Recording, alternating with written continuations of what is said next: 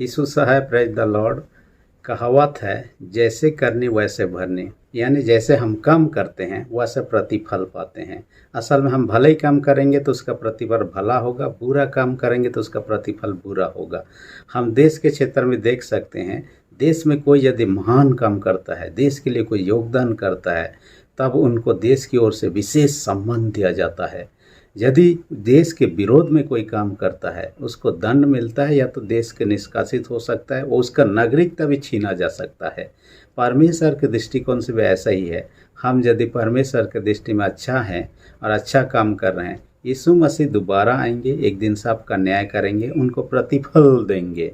कई प्रकार के मुकुट मिलने वाला है लोगों को, और हम उनमें से प्राप्त कर सकते हैं। परंतु यदि हम उसके विरोध में काम करते हैं और उसके विरोध में जीवन व्यतीत करते हैं, तो हमारे लिए दंड जो नरक है ठहराया गया है। आज का वचन जो प्रेरितों के काम 5वां अध्याय उसका 34 से 42 पद हम जब देखते हैं, यहाँ पर चेलों का सुसमाचार जो प्रचार के काम में विरोध के बारे में देखने पा रहे हैं। इनके भलाई करते हुए भी उनका विरोध किया जा रहा है। ये जो 5वां अध्याय का जो घटना हम पा रहे हैं, ये तीसरा अध्याय का क्रम में ही है।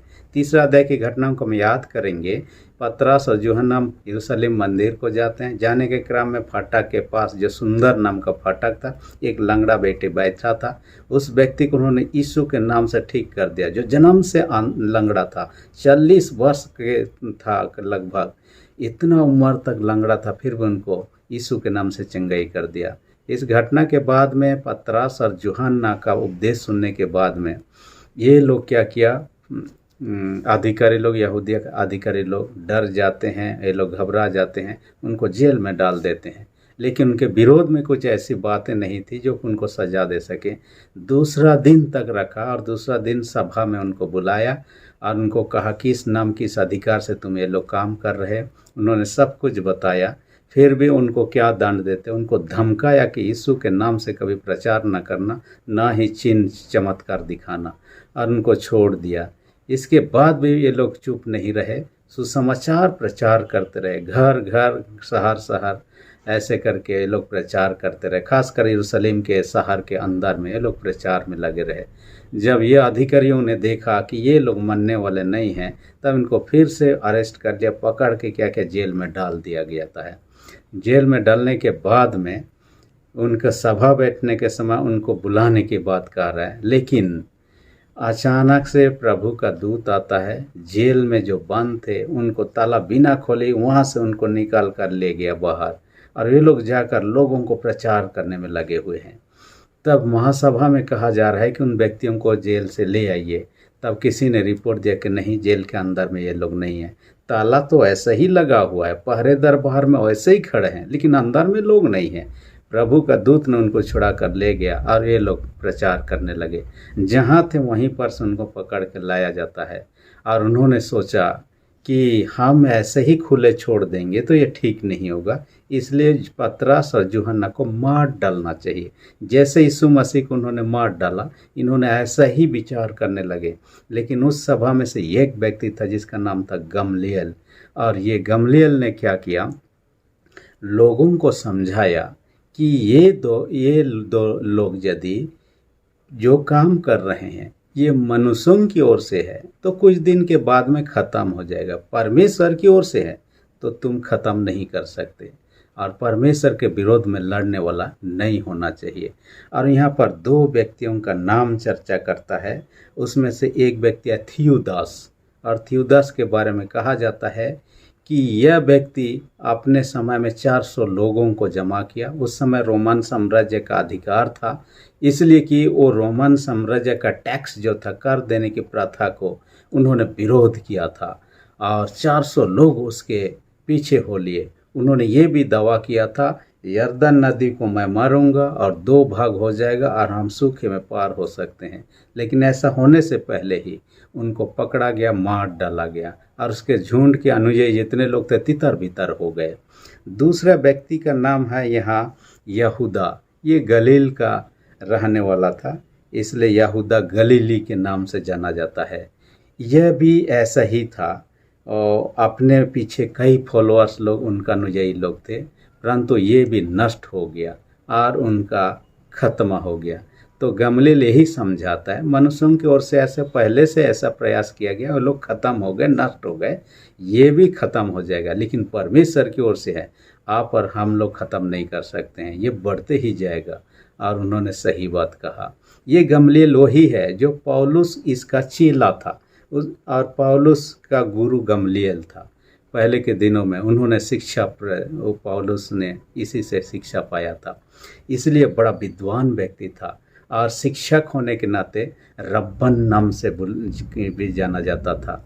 ये शास्त्री ग्रुप का था और शास्त्री लोग ही व्यवस्था को जानने वाले और पालन करने का प्रयत्न करते थे, क्योंकि शास्त्री लोगों का अर्थ ही होता है अलग किए हुए लोग। ये लोग ईश्वर के निमित्त अलग किए लोग, जो कि ईश्वर के महिमा के लिए, उसके प्रशंसा के लिए जीवन व्यतीत करने का प्रयत्न करते थे। परंतु दूसरा एक ग्रुप था सदुकी, ये बड़े धनी किस्म के थे और ये लोगों का ताकत बड़ा ज़्यादा था। और जो विदेशी ये है साम्राज्य है, रोमन साम्राज्य का आधिपत्य, तो उनके साथ ये लोग मिले हुए थे, यानी सत्ता में यही लोग थे, जो भी कि संख्या में कम थे, परंतु सत्ता इनके अधिकार क्षेत्र में था। स्नेहड्रीन सभा में भी आप देखिएगा सबसे ज़्यादा संख्या सदुकी लोगों का होता था, जो भी कि जनसंख्या के ख्याल से शास्त्री लोग ज़्यादा भी थे। तीसरा महत्वपूर्ण बात क्या देखते हैं, स्नेहड्रीन सभा में 70 सदस्य होते थे और उसका जो मुख्य होता था वो महायाजक होता था, और ये महायाजक भी सदुकी में से ही होता था। इस कारण से उनका अधिकार यहाँ पर बड़ा ज़्यादा दिखता है। यहाँ हनन्याह सफीरा की जो चर्चा करते हैं इसी ग्रुप के हम पाते हैं, और इसलिए हाँ गमलीएल उनको समझाता है कि यदि ये परमेश्वर के उसे हम मिटा नहीं सकते हैं, इसलिए परमेश्वर के विरोध में काम ना करें कहते हैं। लोग मान जाते हैं, फिर भी उनको कोड़ों से पिटवाते हैं और कोड़े पीटने के बाद ही छोड़ते हैं। आज भी है ऐसा परिस्थिति है कि हमारे सामने सुसमाचार प्रचार किया जा रहा है, संसार के कोने कोने तक सुसमाचार प्रचार, जो लोग सुनकर विश्वास करें यीशु मसीह पर, वे लोग बचाए जा सकते हैं। जो लोग इनकार करेंगे, उसका अपमान करेंगे, तिरस्कार करेंगे, तो ये लोग दंडित किए जाएंगे। बाइबल में इसका कई उदाहरण हम पा सकते हैं, एक दो उदाहरण पर हम चर्चा कर लें। आप जानते हैं कि पिलातुस जिसने यीशु का न्याय किया था और अंत में यीशु में कुछ भी दोष नहीं पाया, फिर भी क्रूस पर लटकाने के लिए आदेश दे, उसका अंत क्या हुआ आप जानते हैं। रोमन साम्राज्य ने उनके गलतियों के कारण से उनको वहाँ बुलाया, उसके बाद में देश से निष्कासित कर दिया और वियना नामक जगह में वो रहता है और वहाँ पर रहकर वो एक दिन आत्महत्या भी कर लेता है। इतिहास में इस प्रकार की बातों को हम पाते हैं। दूसरा एक व्यक्ति का हम पाते हैं हेरोद राजा। जब यीशु जन्मा, इसने हेरोद राजा को मार डालने का कोशिश किया और जिस जगह पर जन्मा था वहाँ के सारे बच्चों को, जो साल से नीचे थे, सारे बच्चों को मरवा डाला। खूंखार व्यक्ति था, न केवल वह पाद के लालच के कारण से लोगों को मरता था, आपने एक पत्नी को, अपने 2 बेटों को, अपने प्रियजनों को, अपने ससुर को भी मरवा डाला था। ऐसा व्यक्ति था और यीशु का भी ये न्याय करने तुला था और अपमानित किया था यीशु मसीह को। लेकिन यीशु के मरने के कुछ समय बाद ही इस व्यक्ति का अंजाम बहुत बुरा हो जाता है। क्या होता है आप जानते हैं, अचानक से बीमार हो जाता है। बीमार इतना भयानक था कि शरीर बहुत ही खुजली होने लगता था। एक एक खुजली के साथ तो एक खतरनाक बीमारी उनमें हो गया, गैंग्रेन बीमारी। और इस बीमारी के कारण से क्या होता है, शरीर का अंग सड़ने लगता है। न केवल सड़ता है, उसमें पिल्लू सब उत्पन्न हो जाते हैं। इसलिए तड़पते रहता था और आत्महत्या करना भी चाह रहा था, लेकिन आत्महत्या उनको करने नहीं दिया गया। अंत में कुछ ही दिन में ही मर जाता है। ये भयानक बात है। परमेश्वर के विरोध में, यीशु के विरोध में काम करने के बाद भी वे लोगों का अंत बहुत बुरा रहा। अब देखिएगा इस्राएल लोग, उन्होंने यीशु में कुछ भी दोष नहीं था, फिर भी उन पर दोषारोपण करके उनको मार डालें। उन्होंने कहा इनका दोष हमारे और हमारे संतान पर पड़े। इसलिए कई इतिहासकार यही मानते हैं कि यीशु के मरने के कारण से यहूदी जातियों का क्या होता है, अपना देश ही खोना पड़ा। यहाँ तक कि अपना देश खोकर इधर उधर भटकना पड़ा, कई देश में यहाँ वहाँ अपने जान बचा कर रहना पड़ा। और आप जानते हैं कि जर्मनी में जब हिटलर था 60 लाख यहूदियों को तड़पा तड़पा के मार डाला। लेकिन 2000 साल बीत जाने के बाद में 14 में 1948 को एक और नया देश बन जाता है। यहूदी या इसराइली ये सही एक ही लोग हैं, इनका एक नया देश बन जाता है। और इतने साल के बाद में अपने देश प्राप्त हुआ और ये लोग रह रहे हैं। कई लोग बाहर में भी रह रहे हैं, लेकिन उनको स्वागत है कि अपने देश में जब वापस आएंगे उनको नागरिकता दिया जाएगा। इसराइल ने ऐसा घोषणा कर दिया। जो भी हो, उन्होंने पहला गलती किया, परंतु दोबारा ऐसा नहीं करने का ये लोग सोचेंगे। और अब तो कम से कम परमेश्वर ने उनको स्थिर अच्छा देश दे दिया है। हम अपने जीवन में भी यदि परमेश्वर को ग्रहण करते हैं तो हमारे जीवन में आशीष का कारण हो सकता है। यदि उनके विरोध में काम करते हैं, हमारा जीवन भी परमेश्वर के दृष्टिकोण से इसी प्रकार का होगा और हमारा अंत क्या होगा हम नहीं जानते हैं। बाइबल साफ सब बताते हैं कि हर एक काम का प्रतिफल है, इसलिए कि परमेश्वर का अपमान भी नहीं करना चाहिए। वचन जो प्रचार किया उस समय लोग विरोध किए, वचन का विरोध करना नहीं चाहिए। मैंने शीर्षक ही रख दिया है सुसमाचार प्रचार का विरोध। सुसमाचार प्रचार का विरोध, इसी शीर्षक के आधार पर मैंने 2 पॉइंट पर चर्चा किया है। और पहला पॉइंट है वचन का विरोध ईश्वर का विरोध है। वचन प्रचार जो किया जाए, सुसमाचार प्रचार किया जो जा रहा है, उसका विरोध करना ईश्वर का विरोध करना है। क्योंकि जो वचन है वो ईश्वर ने दिया है, उसी की ओर से है, इसलिए उसका हम तुच्छ कर रहे हैं। उसका यदि विरोध कर रहे हैं, हम इनडायरेक्टली ईश्वर का विरोध कर रहे हैं। और ईश्वर का विरोध कर रहे हैं तो ईश्वर का शत्रु हम हो जा रहे हैं। और ईश्वर से दंड पाना और उससे उसके हाथ में पड़ना भयानक बात है। बाइबल हमें बताती है, इब्रानियों 10 अध्याय उसका 21-31 पद में कहता है, परमेश्वर के हाथों में पड़ना भयानक बात है, कहता है, उससे बच नहीं सकते हैं। इसलिए हम यदि उसके विरोध में यहाँ लोग खड़े हो रहे हैं, वैसा खड़े होंगे, हमारे जीवन में परमेश्वर का प्रकोप तो आना निश्चित है। क्योंकि भलाई काम करेंगे उसका प्रतिफल अच्छा होगा, बुरा काम करें उसका प्रतिफल। आपने सुना होगा न्यूटन का तीसरा नियम, 3rd लॉ, जिसमें क्या कहता है, for every action there is an equal and opposite reaction कहता है। यानी प्रत्येक काम का समान और विपरीत प्रतिक्रिया है। हम भलाई करते हैं, भलाई का प्रतिफल है, बुरा काम करते हैं, बुरा का प्रतिफल है। इसलिए हम इनके समान सुसमाचार का विरोध करने वाला, आज संसार में कई जगह पर लोगों को सह नहीं रहा है। यीशु का ये लोग उपासना कर रहे हैं, उनके प्रति अन्याय किया जा रहा है। वचन प्रचार कर रहे हैं, उनके प्रति अन्याय किया जा रहा है। लेकिन परमेश्वर साफ देख रहा है, एक दिन साफ का प्रतिफल लेने वाला है। इसलिए हम इस प्रकार के बातों से हम अपने आप को दूर रखें, ना ही उनका विरोध करें। दूसरी विशेष बात जो आज का वचन में कहता है, दूसरा पॉइंट में, सेवा काम करने में दुख सहना प्रशंसा की बात है। सेवा काम करने या वचन प्रचार काम करने में दुख सहना प्रशंसा की बात है। ये प्रारंभिक कलीसिया में इसी प्रकार की भावना था, क्योंकि बाइबल भी यही बात कहता है। मत्ती 5:9 से आप 11-12 तक देखिएगा, धन्य जो मनुष्य जो परमेश्वर के नाम से ताड़ना पाता है, सताहट होता है, अपमानित होता है, उनके लिए क्या कहता है, स्वर्ग उनके लिए रखा हुआ है। जो अपमानित होता है, पहला पतरस उसका 3रा अध्याय में देखते हैं, 4था अध्याय उसका 12 से 14 इसी बात को देखने पाते हैं। यदि प्रभु के नाम के कारण आपके मेरी निंदा की जा रही है, समझिए कि हम में पर प्रभु का आत्मा है, वास करता है, और हमें तो उस प्रतिफल मिलना ही मिलना है। इसलिए हमें इस प्रकार की परिस्थिति में दुख सहने के घड़ी में हमें निराश हताश नहीं होना है। पतरस और यूहन्ना को कोड़े पीट कर वहाँ से भगा दिया गया। उसके बाद वो निराश नहीं हुए, आनंदित हुए। प्रभु के नाम से कम से हमने तड़ना सहा।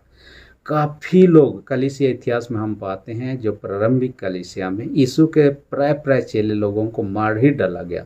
अंत तक उनको कहा गया विश्वास से मुकर जाए, आप बच जाएंगे, लेकिन उन्होंने नहीं।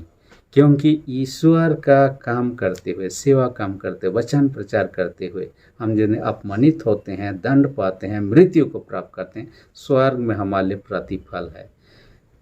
संत थॉमस जो यीशु का चेला था, भारत आया था, उसका घटनाओं के बारे में चर्चा करते हैं। जो राजा उनको लाया था, उनको महल बनाने के लिए पैसा दिया, लेकिन पैसा को उन्होंने महल बनाने में खर्चा करने के बजाय गरीब लोगों को बांटने में, उनको मदद करने में, साथ ही सुसमाचार प्रचार करने में ख़त्म करने लगा। तब राजा को गुस्सा आ गया, उनको कंप्लेन जब हुआ उन्होंने पैसा उड़ा रहा है, तब उनको पूछा महल कहाँ है। उन्होंने कहा कि मैं स्वर्ग में बना रहा हूँ, यहाँ पर आप कितने दिन रहेंगे, इसलिए मैं स्वर्ग में बना। आपका पैसा का सदुपयोग हो रहा है और स्वर्ग में महल बन रहा है, यानी दुखी गरीबों को सहायता जो दिया जा रहा है और प्रभु के सेवा काम के लिए इस्तेमाल किया जा रहा है, मैंने स्वर्ग में आपके लिए प्रतिफल बन रहा है। राजा को मालूम नहीं था, इस कारण से उनको जेल में डाल देता है। राजा का भाई जो बीमार पड़ गया, अचानक से एक दिन क्या होता है, उनका शरीर मृत अवस्था में आ गया और उसके आत्मा चला गया, स्वर्ग को पहुंच गया। वहां जाने के बाद देखने लगा बड़ा सुंदर सुंदर घर सब है। यीशु के 12 चेलों का घरों को देखा, बड़ा ही सुंदर सुंदर घर था। और उसके बाद में आगे बढ़ने के बाद में एक घर को देखता है, बड़ा सुंदर है परंतु पूर्ण रूप से बना नहीं है। उन्होंने कहा इसमें मेरे को कमरा मिलेगा क्या, रहने के लिए अवसर मिलेगा क्या। वहाँ के लोगों ने उनको कहा ये तो राजा के लिए बनाया गया है, जिस राजा के निमित्त थॉमस ने महल बनाने के आया था, उस राजा के निमित्त बनाया, उसी से तुम मांग लो। तब उनको कहा मुझे फिर से वापस भेजे धरती में ताकि मैं उससे मांग लूँ। वापस आता है, राजा से बात करता है, आपके लिए स्वर्ग में महल बन रहा है, क्या मैं उसमें रह सकता हूँ। राजा ताजुब हो जाता है, जो थॉमस ने कहा था पहले वो बात साबित हो जाता है। इसलिए राजा को मालूम हो गया थॉमस जो का वो सही है, उसे रिहा करता है, अनुमति देता है, जो सेवा का काम कर रहे हो खुले आम स्वतंत्र पूर्वक कर सकते हो, और उसके बदौलत ही वो सेवा का काम को किया। देखिए ऐसे लोगों के कारण से ही सेवा का काम आगे बढ़ा और बहुत सारे लोग प्रभु को जानने पाए और उस उद्धार में शामिल हो गए। तो हम भी यदि प्रभु के सेवा काम करते हुए किसी प्रकार की तरना साथ निराश हताश नहीं होना है। ये हमारे लिए स्वर्ग में बड़ा प्रतिफल रखा हुआ है, ये हमें जानना चाहिए। और प्रारंभिक कलीसिया की एक लड़की के बारे में मैं पढ़ रहा था जो 15 साल की उम्र थी, ब्लैंडिना। ये फ्रांस के रहने वाले थे। कलीसिया इतिहास में उसके बारे में चर्चा ऐसा मिलता है, कई मसीही लोगों को बंदी बना लिया गया ताकि उनको यातना दिया जाए, ताड़ना दिया जाए, और जो लोग अपना विश्वास से मुकर जाएंगे, माने यीशु को त्याग देंगे, उनको बचा लिया जाए, और जो लोग नहीं त्यागे उनको मार डाला जाए। इनको भी ले लिया गया बंदी बनाकर। उनको कहा गया कि यीशु का इनकार कर दिया, हम आपको छोड़ देंगे, लेकिन उन्होंने नहीं मानी। औरों के समान ही उन्होंने अपने विश्वास में पक्की बनी रही। अपने खाली विश्वास नहीं, दूसरों को भी समझाने लगे हमें विश्वास में बने रहना है। देखिए छोटी लड़की होते हुए भी, और उसको कोड़ों से पीटा गया, आग के भट्टी के सामने उसको जलाने का प्रयत्न किया गया, उसके साथ ही साथ पानी में डुबाने का प्रयत्न किया गया। इतना होने के साथ ही एक बैल के सामने फेंका गया, जिन्होंने उसको अपने सींग से उनको उछाल दिया। इतने होने के बावजूद भी वो इनकार ही नहीं कर रही है। तब अंत में उनको चाकू से उनको रेत दिया और उनको मार डाला। देखिए अंत तक वो विश्वासिनी बनी रही और दूसरों के लिए प्रेरणा का कारण बनी रही। इसलिए कलीसिया इतिहास में उन्होंने दर्ज कर दिया अपना नाम। जो भी हो, लेकिन विश्वास में लोग स्थिर रहते थे। इस कारण से आज तक मसीहियत बढ़ते रहा है और संसार के सबसे प्रमुख धर्म में से माना जाता है। विश्वासियों की संख्या सबसे ज़्यादा है। और जो समय विरोध किया गया, छोटे झुंड होने के कारण से लोग नष्ट करने का सोचे हुए थे, गमलीएल ने कहा परमेश्वर की ओर से है तो मनुष्य होकर हम नष्ट नहीं कर सकते। वही हुआ, आज फैलते जा रहा है, सुसमाचार प्रचार होते जा रहा है। और कलीसिया को जिम्मा गया, आपको मुझे जिम्मा गया कि ये सुसमाचार हमेशा फैलते रहे और सुसमाचार प्रचार होते रहे। इसलिए कारण से हम और आपको इस काम के लिए अपना सहयोग देना चाहिए।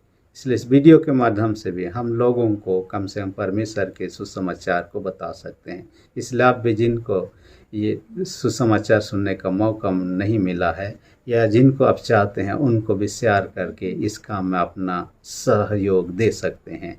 और साथ ही हम प्रार्थना भी कर सकते हैं और सलाह सुझाव के माध्यम से भी हम एक दूसरे को सहायता दे सकते हैं, ताकि सुसमाचार का काम आगे बढ़ते जाए। परमेश्वर वचन के द्वारा हर एक को अधिक आशीष दे। आमीन। हम प्रार्थना करें। सेनाओं के जीत पिता, धन्यवाद देते हैं आज के वचन का हमसे बातें किया। हर एक सुनने वाले छोटे बड़े सबों को अपने स्वर्गीय आशीष से भर दे। जिनके विश्वास कमज़ोर, उनके विश्वास को दृढ़ मजबूत कर। जो बीमार, कमज़ोर, दुर्बल अवस्था में पाए जाते हैं, सबों को तेरे हाथ में सौंप देते हैं। उनके प्रति दया दृष्टि कर। यीशु के सामर्थ्य लहू से हर एक रोग, दुख, तकलीफ को उनके सर में से निकाल भर करके दूर कर दे, और यीशु के नाम से पूर्ण चंगाई प्रदान करके अपना महिमा प्रकट कर। प्रार्थना यीशु के नाम से मांगते हैं। आमीन। यदि आप तक मेरे चैनल को सब्सक्राइब नहीं किए, इसी घड़ी रेड बटन को प्रेस करके सब्सक्राइब कर दीजिए, और जो बेल आइकन निकलेगा उसे प्रेस करके ऑल पर सेट कर दीजिए, ताकि वीडियोस का नोटिफिकेशन आपको समय पर मिल सके। धन्यवाद।